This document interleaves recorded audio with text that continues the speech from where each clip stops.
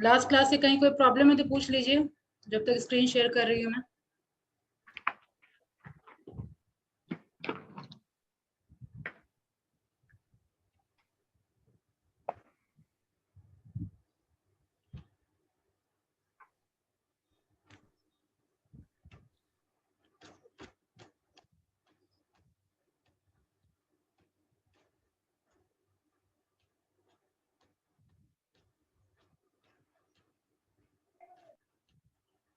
कोई प्रॉब्लम नहीं है? No ma'am. ओके, तो अपना नया टॉपिक अब है सेंट्रल सेंट्रल बैंक। बैंक। ठीक है, तो अब ध्यान से सुनिए, आपके मॉड्यूल में सीधा फंक्शन शुरू कर दिया है। ठीक है, आपको जानना क्या क्या जरूरी है पहले वो समझिए। यहाँ पे हिस्ट्री नहीं दिया हुआ है, क्वेश्चन हिस्ट्री से भी आता है।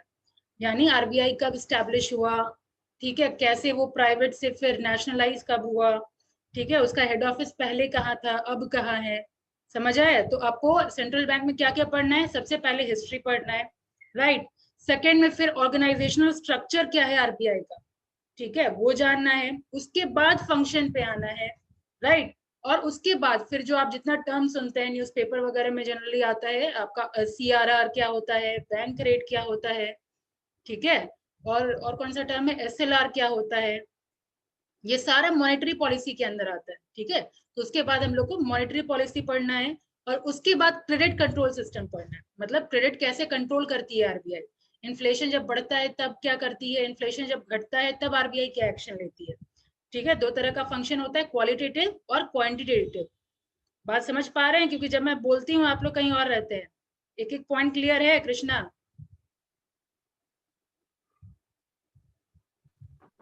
Yes ma'am. ठीक है, तो क्या क्या पढ़ना है हम लोगों को आरबीआई में? हिस्ट्री, ये सारा चीज आप लोग देख के आएंगे एग्जाम में भी। हिस्ट्री, ऑर्गेनाइजेशनल स्ट्रक्चर, फंक्शन और मॉनेटरी पॉलिसी और क्रेडिट कंट्रोल, ये दोनों सबसे इंपॉर्टेंट है आरबीआई में। क्रेडिट कंट्रोल और मॉनेटरी पॉलिसी सबसे इंपॉर्टेंट है, क्लियर?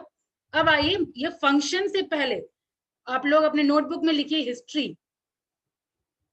और मैं डिक्टेट नहीं करवा रही हूँ, मैं समझा रही हूँ, अपने अपने हिसाब से आप लोग लिखिए। देखिए मैम एक मिनट। आप लोग रेडी हो जाइए।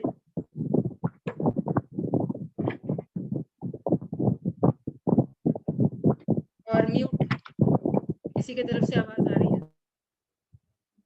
Ready? Yes ma'am. Yes ma'am. तो देखिए, सबसे पहले आरबीआई क्या थी, एक प्राइवेट ओन्ड बैंक थी। ठीक है, अभी नेशनलाइज है ना, लेकिन सबसे पहले वो प्राइवेट ओन्ड बैंक थी। क्या थी? फर्स्ट पॉइंट लिखिए, प्राइवेट ओन्ड बैंक। उसके बाद क्या हुआ, हिल्टन यंग कमीशन के रिकमेंडेशन पे फिर इसका एक एक्ट पास किया गया। फाइन, लिखिए, हिल्टन यंग कमीशन और रॉयल कमीशन और इंडियन करेंसी एंड फाइनेंस, इन सबके रिकमेंडेशन पे, ये रिकमेंडेशन हुआ था 1926 में। 1920। मैम हिल्टन यंग कमीशन और रॉयल कमीशन के बाद क्या लिखा है? हिल्टन यंग कमीशन और द रॉयल कमीशन और Indian currency and finance, Indian currency and finance, खा लीजिए Sumit, Indian currency and finance इन 2000, इन 1926, इन 1926।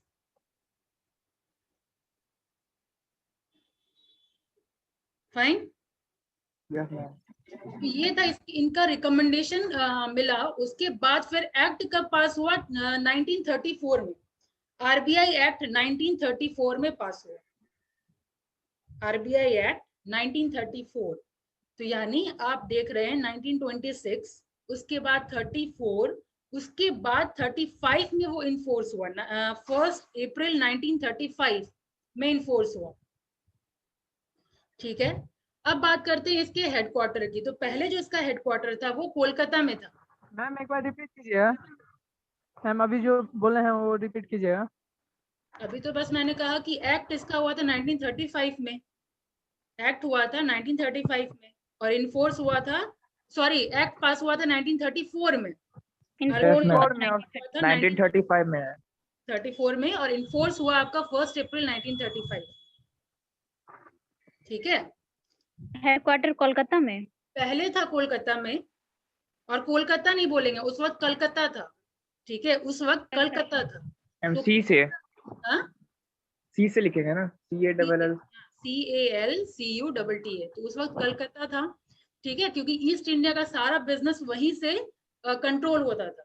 लेकिन हुआ क्या, बाद में ऐसा देखा गया कि वो एक कॉर्नर पे सिचुएटेड है ना कलकत्ता आपका, इस वजह से हर जगह कंट्रोल होना पॉसिबल नहीं हो पा रहा था। तो कलकत्ता से फिर शिफ्ट होकर के बम्बई, अभी मुंबई है, पहले था बम्बई, तो बम्बई शिफ्ट किया गया इसका headquarter, Bombay, BOMBAY, Bombay. Fine. Yes और मैम। कब हुआ था, ये हुआ था आपका 1937 में, 1937 में। ठीक है, उस वक्त इसका पेड अप कैपिटल था 5 करोड़, पेड अप कैपिटल था 5 करोड़।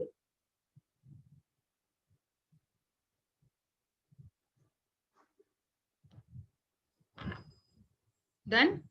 कब था? Yes, ma'am. Yes ma'am. उसके बाद देखिए 1937 में। 37 में था, उसके बाद एक्सक्यूज चेंज मी किया मैम, है। हाँ, मैम जब जो कोलकाता में था उस टाइम में था ना इसका 5 करोड़, या फिर मुंबई में आया उसके बाद? नहीं, हेडक्वार्टर स्विच हुआ ना, उसका पेड अप कैपिटल उतना ही था जब से एस्टेब्लिश हुआ ना, 5 करोड़ ही था शुरुआती में।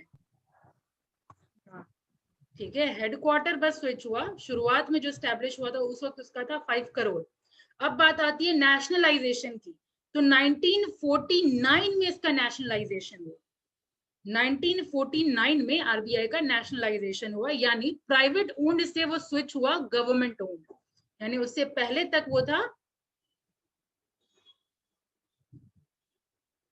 क्या, प्राइवेट ऑन।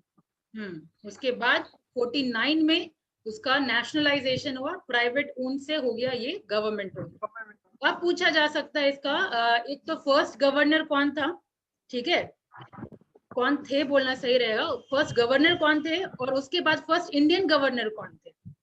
ठीक है, दोनों पूछा जा सकता है। तो फर्स्ट गवर्नर है sir Osborne, sir Osborne. Ma'am हाँ अंकित, मैम मैं कट गया था थोड़ा मैम। ये जब 1937 में RBI का जो पेड अप कैपिटल था 5 करोड़ था, उसके बाद आपने कितना लाइन लिखवाया है? मैंने बस यही बताया अभी तक कि नेशनलाइजेशन हुआ 1949 में, आरबीआई का नेशनलाइजेशन हुआ 1949 में, यानी गवर्नमेंट ओन से स्विच हो गया, प्राइवेट ओन से स्विच हो गया गवर्नमेंट ओन। ठीक है, उसके बाद मैंने बताया कि दो चीज पूछा जा सकता है गवर्नर के मामले में, एक फर्स्ट गवर्नर कौन है, या फिर फर्स्ट इंडियन गवर्नर कौन है। तो ये दो डेटा बाद में आप अपने नॉलेज के लिए पढ़ सकते हैं, लेकिन ये दोनों आप लोग लिख लीजिए। First governor sir Osborne, OSBORNE, Osborne. और इंडियन गवर्नर थे सीवी देशमुख, सीवी देशमुख, सीवी देशमुख। ठीक है, अब जो पहले जो थे सर ऑसबर्न, वो थे 1935 से लेकर के 37 तक, वो थे 1935 से लेकर के 37 फर्स्ट गवर्नर।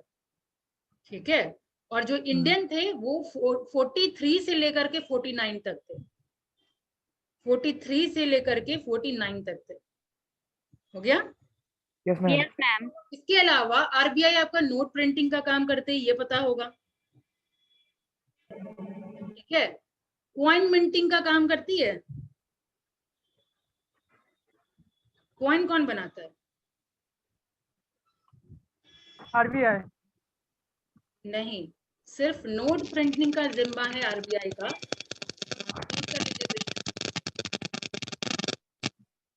नोट प्रिंटिंग का बस जिम्मा है आरबीआई का, कॉइन मिंटिंग का जिम्मा GOI को दिया गया है, गवर्नमेंट ऑफ इंडिया को। ठीक है, आपका जो फाइनेंस मिनिस्ट्री है वो मिंटिंग का काम करती है, आपका आरबीआई नहीं करती, वो सिर्फ नोट प्रिंटिंग का काम करती है। ठीक है, अब उसके बाद हमारा जरूरत है जानना स्ट्रक्चर ऑफ आरबीआई। तो अगर मैं आरबीआई के स्ट्रक्चर की बात करूं तो सबसे पहले आप ये जानिए कि आरबीआई गवर्न होती है आपका सेंट्रल बोर्ड ऑफ डायरेक्टर्स के through. RBI governed by central board of directors. ठीक है, सेंट्रल बोर्ड ऑफ डायरेक्टर्स। एक minute ma'am.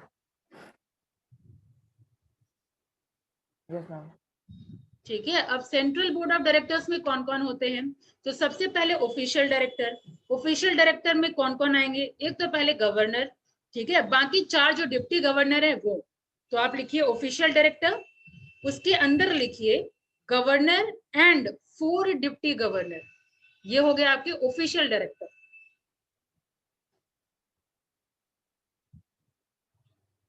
Done? Yes ma'am. Yes ma'am. Governor और अब आ जाइए नॉन ऑफिशियल डायरेक्टर में कौन कौन आते हैं। तो नॉन ऑफिशियल डायरेक्टर में 10 डायरेक्टर्स होंगे। नॉन ऑफिशियल डायरेक्टर में 10 डायरेक्टर्स, फिर 2 government officials and 4 other officer या डायरेक्टर। 4 अदर, मैंने कहा कृष्णा, नॉन ऑफिशियल डायरेक्टर में 10 डायरेक्टर्स, ठीक है, प्लस 2 गवर्नमेंट ऑफिसर्स, ठीक है कृष्णा, और फिर लास्ट में 4 अदर ऑफिसर्स। आपके पता है, लगता है हेडफोन में प्रॉब्लम है। इस तरीके का आवाज वो हेडफोन खराब होने पे ही होता है। मैम लास्ट में क्या बोले थे? लास्ट में था 4 अदर ऑफिसर्स और डायरेक्टर्स। ऑफिसर लिखने के बाद ऑब्लिक डायरेक्टर लिख दीजिएगा। मैम 10 डायरेक्टर, 2 गवर्नमेंट ऑफिसर और 4 अदर ऑफिसर। हाँ, ठीक है। अब लिखिए हायरार्की उसका।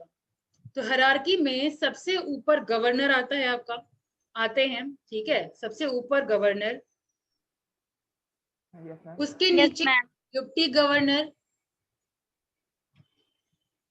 उसके नीचे executive directors. Yes ma'am. Executive directors तक डन। उसके बाद principal chief general manager. Principal, हाँ एग्जीक्यूटिव डायरेक्टर 3rd में आते हैं। हाँ, ऐसे भी जब न्यूज होता है, कोई बैठक होता है, तो आप हमेशा देखते होंगे गवर्नर जनरली पार्टिसिपेट करते हैं और 4 जो डिप्टी गवर्नर है। एग्जाम में भी आपका नाम पूछा जाएगा, या बैंक वगैरह का जो प्रिपरेशन करते हैं, तो आपको ये दोनों नाम पता होना चाहिए कि करंट गवर्नर कौन है, करंट डिप्टी गवर्नर कौन है। चारों डिप्टी गवर्नर का नाम, ठीक है। अगर आप कंपटीशन में बैठेंगे तो ये दोनों का नाम पता होना चाहिए आप लोगों को। फाइन, तो हम लोग एग्जीक्यूटिव डायरेक्टर देख लिए। Yes ma'am. उसके बाद प्रिंसिपल चीफ जनरल मैनेजर देख लिए। Ma'am 1 minute.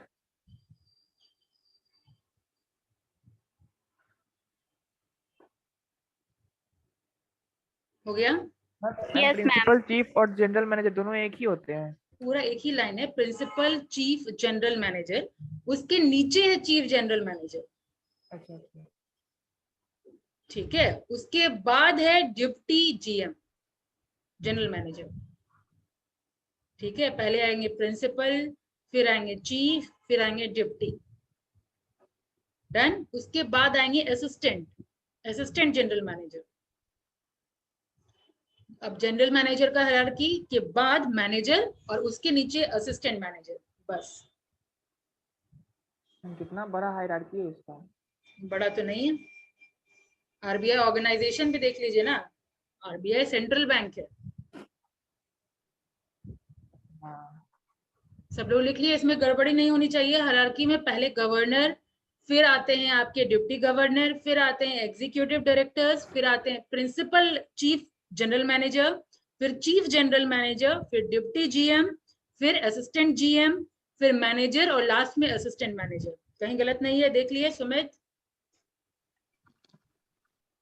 ठीक है, अब आते हैं हम लोग, अब जानना है हम लोगों को फंक्शन। तो एक फंक्शन तो हम लोग देख लिए कि नोट प्रिंटिंग वगैरह का जिम्मा है। अब आ जाइए स्क्रीन पे, ध्यान दीजिए। इतना लिख लिए सब लोग? Yes ma'am. ठीक है, अब आइए स्क्रीन पे।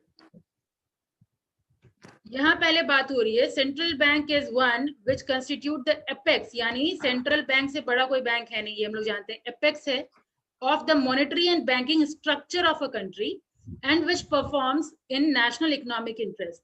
फंक्शन क्या क्या है पहले हम लोग देख चुके हैं। Regulation of currency in accordance with the requirement of business and general public. ठीक है, करेंसी का रेगुलेशन करने का जिम्मा आरबीआई का।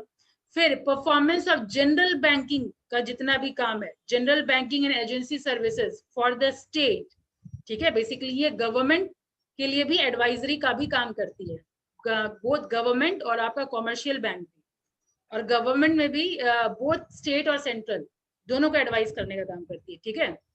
इसके अलावा custody and management of Nations reserve of international currency, हम लोग फेमा पढ़ के आए हैं, फेमा में हम लोग ऑलरेडी देख चुके हैं कि फॉरेन करेंसी का रिजर्व रखने का जिम्मा किसका,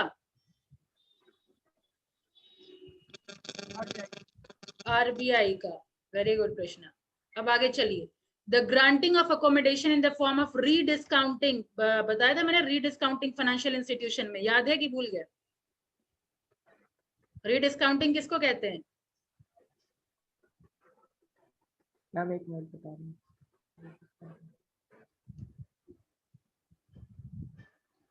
अभी भी सुधार नहीं आया।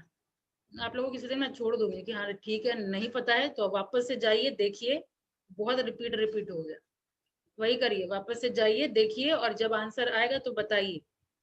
आप लोग खुद से जब तक ढूंढेंगे नहीं ना तब तक आपको आएगा नहीं, परोस के सारा कुछ मिल जा रहा है, इसीलिए। आगे बढ़ते हैं, clearance arrangement among the bank. देखिए, दो बैंक में जब क्लियरेंस होता है, जैसे मान लीजिए बैंक ऑफ बड़ौदा और कैनरा बैंक, ये सबके बीच में मान लीजिए इसका कैनरा बैंक का चेक है, ठीक है, और आपका बैंक ऑफ बड़ौदा में मान लीजिए क्लियर करना है, तो क्या होता है, ये सब क्लियरेंस अरेंजमेंट किसका जिम्मा है, तो इंटरफेरेंस का काम करती है आपका आरबीआई, ठीक है। Now next is control of credit in accordance with the need of business with the view of carrying out broad monetary policy adopted by the state। कहने का मतलब, जब कैश फ्लो मार्केट में अधिक होता है, कैश फ्लो जब market में अधिक होगा, इन्फ्लेशन बढ़ेगा, उस वक्त आरबीआई एक्शन में आती है और वहां से कैश, पब्लिक से कैसे वापस लेना है, उसके लिए डिफरेंट मेथड है, like security, government security issue करना, ठीक है।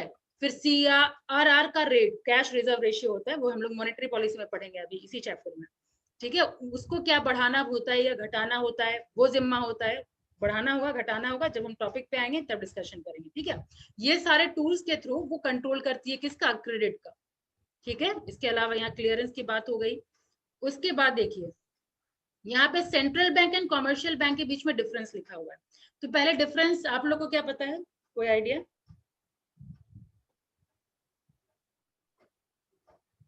कोई आइडिया नहीं।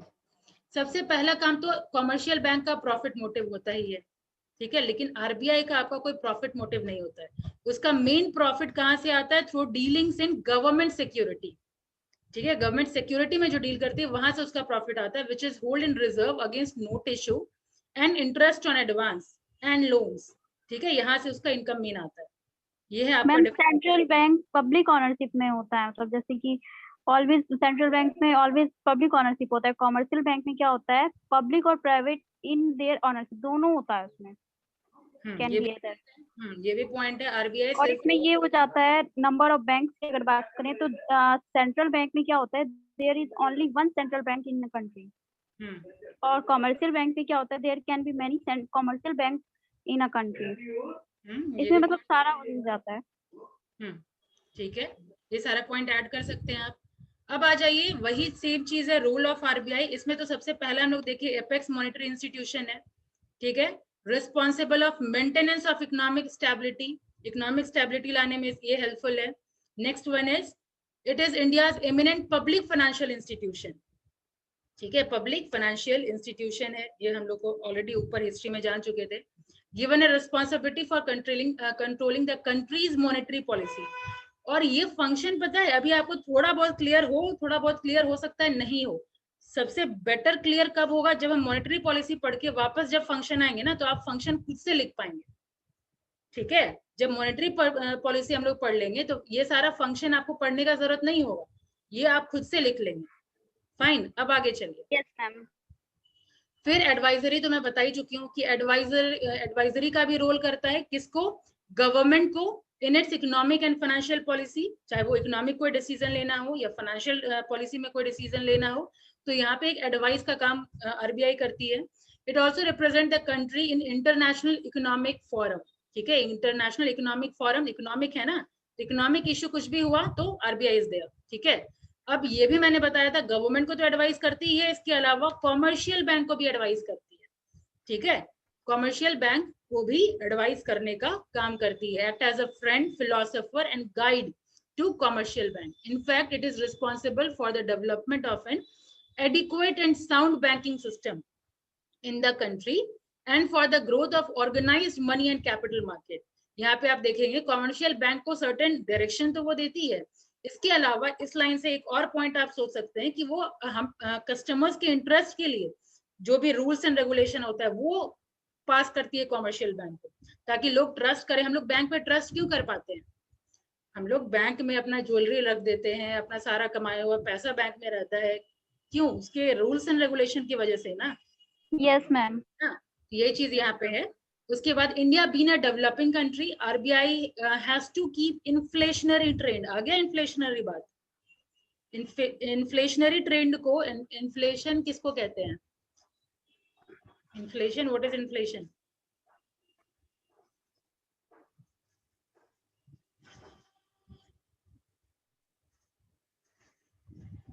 No idea. होते रहता है, क्या जो चेंज होता रहता है क्या चेंज होते रहता है? मैम, जैसे कोई ट्रेंड हो वो चेंज होता रहता है। नहीं, मैं ट्रेंड की नहीं बात कर रही, मैं इन्फ्लेशन की बात कर रही हूँ। इन्फ्लेशन किसको कहते हैं? इन्फ्लेशन बहुत ही कॉमनली यूज टर्म है कि इन्फ्लेशन ज्यादा हो गया है। तो इन्फ्लेशन ज्यादा हो गया कहने का मतलब क्या है? देखिए सिंपल लैंग्वेज में ये दो इकोनॉमिक्स का टर्म। हाँ, goods and services ma'am. Goods and services को हम इन्फ्लेशन कहते हैं। नो नो नो मैम, तो ये नहीं कह रही मैं। हाँ, जो डेली मैम किसी चीज को बढ़ जाना, बदलाव होता है। किसी चीज का बढ़ जाना, मेन जो खरीदने का जितना कैपेसिटी है हमारा, परचेजिंग पावर, वो घट जाता है और महंगाई बढ़ जाता है। जो गुड्स एंड सर्विसेज आप बोल रहे हैं ना, गुड्स एंड सर्विसेज के आगे आपको ये लाइन जोड़ना था, अगर गुड्स एंड सर्विसेज का प्राइस बढ़ रहा है और हमारा जो परचेजिंग कैपेसिटी है वो घट रहा है, ठीक है, तब आता है वो इन्फ्लेशन। उसी को हम लोग इन्फ्लेशन कहते हैं। तो महंगाई अधिक है तो इन्फ्लेशन अधिक है, महंगाई कम है तो इन्फ्लेशन कम है, ठीक है। इसको लेमैन लैंग्वेज में हम लोग कहते हैं। ऐसे इकोनॉमिक्स में आप कंप्लीट चैप्टर इन्फ्लेशन में पढ़ाया जाता है, ठीक है। नहीं आया है क्या अभी तक? इस सेमेस्टर में नहीं है क्या इकोनॉमिक्स में आप लोग को इन्फ्लेशन? नो मैम, अभी तक नहीं हुआ है मैम। ठीक है, आगे मिलेगा, लेकिन इन्फ्लेशन पढ़ना होता है। तो अभी फिलहाल यही जानिए। Done, inflation has to, RBI has to keep inflationary trend, यानी जो महंगाई है उसको कंट्रोल में रखने का जिम्मा आरबीआई का है, ठीक है। And see the main priority sector. Now what do you mean by priority sector? देखिए कुछ कुछ सेक्टर है जहाँ पे मतलब डेवलपमेंट का बहुत ज्यादा जरूरत है, ठीक है। कुछ कुछ सेक्टर है जिसमें डेवलपमेंट का बहुत ज्यादा जरूरत है, तो उसको हम लोग प्रायोरिटी सेक्टर में रखते हैं, यानी उसको क्रेडिट देना थोड़ा चीपर रेट पे। प्रायोरिटी सेक्टर मतलब प्राइमरी सेक्टर ना, प्राइमरी सेक्टर ना। सेक्टर मतलब हुआ कि उस सेक्टर को हम लोन अगर देते हैं, बैंक अगर क्रेडिट देगी तो थोड़ा चीप रेट पे देगी। प्रायोरिटी मतलब उसको थोड़ा हमको उठाना है, अपलिफ्ट करना है, ठीक है। तो उसको उधार अगर हम देंगे तो थोड़ा कम रेट पे देंगे। इसको हम लोग प्रायोरिटी सेक्टर में, कौन कौन सा सेक्टर आता है? एग्रीकल्चर का हो गया, ठीक है। तो एग्रीकल्चर बढ़ेगा, एक्सपोर्ट बढ़ेगा, स्मॉल स्केल इंडस्ट्री अगर बढ़ती है, इन सब सेक्टर का अगर डेवलपमेंट होता है तो हमारी इकोनॉमी भी डेवलप करेगी कि नहीं? यस मैम करेगी। मैम ठीक है। तो इसीलिए इन सब को प्रायोरिटी सेक्टर बोला जाता है कि इसको आप पहले प्रायोरिटी दीजिए। प्रायोरिटी मतलब क्या? प्रायोरिटी दीजिए, चीप रेट में आप इसको लोन प्रोवाइड करें, ठीक है। अब आ गया ये। Yes ma'am. It has also to protect the market for government security and channelize credit in desired direction, ठीक है। इसका क्या काम है? गवर्नमेंट सिक्योरिटी में भी डील करती है। आगे हम लोग देखेंगे गिल्ट एज मार्केट किसको कहते हैं, ठीक है, आगे मिलेगा आप लोगों को। तो बेसिकली अभी यहाँ पे क्या है कि प्रोटेक्शन का काम करती है गवर्नमेंट सिक्योरिटी, ठीक है। Protect the market for government security and channelize credit in desired direction. अब देखिए जितना अभी पढ़े हैं वही फंक्शन। चैनलाइज क्रेडिट क्या होता है? चैनलाइज मतलब चैनल, जो चैनल, हमारा चैनल क्या है? कस्टमर ही लेते हैं ना credit. Yes ma'am. Central bank आदेश देगी कॉमर्शियल बैंकों की, इस इंटरेस्ट पे आप दो, इस इंटरेस्ट पे, ठीक है, महंगाई बढ़ रहा है तो इंटरेस्ट रेट हम ज्यादा लेंगे, लोगों के पास पैसा ज्यादा है, अभी हम लोग को इन्फ्लेशन कम करना है, परचेजिंग पावर को कम करना है, लोगों से पैसा हम लोगों को खींचना है, इसके लिए हम क्या करेंगे, लोन का इंटरेस्ट हम अधिक रख देंगे। ये सब क्या कर रहे हैं, चैनल में ला रहे हैं ना। Yes ma'am. तो कहते हैं चैनलाइज क्रेडिट। फाइन। अब देखिए सेम फंक्शन है लेकिन ये टर्म है, क्योंकि ये सारे टर्म से क्वेश्चन आ सकता है। लाइक इशू ऑफ करेंसी, ठीक है, बैंकर्स टू गवर्नमेंट, फिर है बैंकर्स बैंक, वही सेम फंक्शन है, custodian of foreign exchange reserve, controller of credit और प्रमोशनल फंक्शन। प्रमोशनल फंक्शन में इसमें यहाँ क्या लिखा हुआ, बाकी सब तो अभी डिस्कशन हो चुका है, कंट्रोलर ऑफ क्रेडिट और ये सब। प्रमोशनल फंक्शन क्या है, apart from traditional function of central bank, the RBI also performs a variety of developmental and promotional function. It is responsible for promoting banking habit among people and mobilize saving from every corner of the country. ठीक है, यहाँ पे बात हो रहा है कि वो बैंकिंग हैबिट मतलब लोगों में इनकलकेट करना। अब जैसे देखिए एक फाइनेंशियल इंक्लूजन जो अभी आया था, फाइनेंशियल इंक्लूजन के बारे में सुने हैं? No ma'am. No ma'am. Inclusion में हर मतलब जीरो बैलेंस पे आप अपना अकाउंट खोल सकते हैं। बेसिकली रूरल सेक्टर और जो गरीब तबके के जो लोग हैं उनको बैंकिंग सिस्टम के साथ जोड़ने का ये सब चीज था, ये सब तरीका था। ठीक है, तो इसीलिए क्या हो रहा है कि कुछ ये सब प्रमोशनल फंक्शन में आ जाता है। ये जैसे फाइनेंशियल इंक्लूजन है, ये एक तरीके का एग्जाम्पल है प्रमोशनल फंक्शन का। ठीक है, तो बैंकिंग हैबिट लाने के लिए और जो ट्रस्ट, मैंने कहा कि इसका रूल्स एंड रेगुलेशन ऐसा बनाया गया ताकि लोगों को ट्रस्ट हो इसके ऊपर। ठीक है, पूरे ऑल ओवर कंट्री में इसका ब्रांचेस वगैरह हो, हर जगह फैला हुआ है ना इसका बैंक, कॉमर्शियल बैंक, हर जगह ब्रांच है उसका, बैंकिंग हर जगह फैला हुआ है। तो वही चीज यहाँ पे लिखा है, it has also taken up the responsibility of extending the banking system territorially and functionally. Initially it had also taken up the responsibility for provision for finance for agriculture, trade and small industry. ठीक है, कहने का मतलब कि पहले इसका मतलब ये खुद फाइनेंस प्रोवाइड करती थी एग्रीकल्चर में भी, ट्रेड में भी और स्मॉल इंडस्ट्री में। लेकिन अब हम लोग को पता है कि अब स्मॉल इंडस्ट्री के लिए अलग सिडबी आ गया है, पता है ना हम लोगों को, इंडस्ट्रियल फाइनेंशियल इंस्टीट्यूशन पढ़े हैं, तो अब वो ब्रांच सबका काम अलग अलग हो चुका है। अब आरबीआई वो काम नहीं करती है, लाइक स्मॉल इंडस्ट्री को क्रेडिट देने का काम सिडबी का। ये ट्रेड कहने का मतलब है यहाँ पे एक्सपोर्ट इंपोर्ट, तो एक्सपोर्ट इंपोर्ट के लिए एग्जिम बैंक यहाँ खोला गया। ठीक है, वो सिर्फ एक्सपोर्ट और इंपोर्ट ध्यान देती है। नेक्स्ट ये एग्रीकल्चर जो आप देख रहे हैं उसके लिए ये नबार्ड है। ठीक है, तो ये सब आपको नॉलेज होना चाहिए। नबार्ड किसके लिए है, एग्रीकल्चर के क्रेडिट के लिए। एग्जिम बैंक का फुल फॉर्म एक्सपोर्ट इंपोर्ट किसके लिए है, एक्सपोर्ट इंपोर्ट के लिए। सिडबी किसके लिए है, स्मॉल स्केल इंडस्ट्रीज के लिए है। ठीक है, फिर है reserve bank is responsible for overall credit and monetary policy of the economy. Then अब लास्ट में ये भी फंक्शन आप अभी तक नहीं देखे हैं, कलेक्शन। आवाज आ रही है? यस मैम, अब आ रहा है। स्क्रीन विजिबल है? Yes ma'am. Yes ma'am. तो मैं बता रही थी कि लास्ट जो फंक्शन है ये भी आपका देखा हुआ अब तक नहीं है, कि collection and publication of data. यहाँ पे किस चीज का कलेक्शन करती है, कि हमारा क्या इंटरेस्ट रेट क्या हो रहा है, एफडीआई क्या है, एफपीआई क्या है। ठीक है, फॉरेन डायरेक्ट इन्वेस्टमेंट को एफडीआई कहते हैं। ये शायद हम लोग शायद क्या पक्का से इंडस्ट्रियल पॉलिसी में हम लोग देख चुके हैं, याद है FDI full form? Foreign development investment.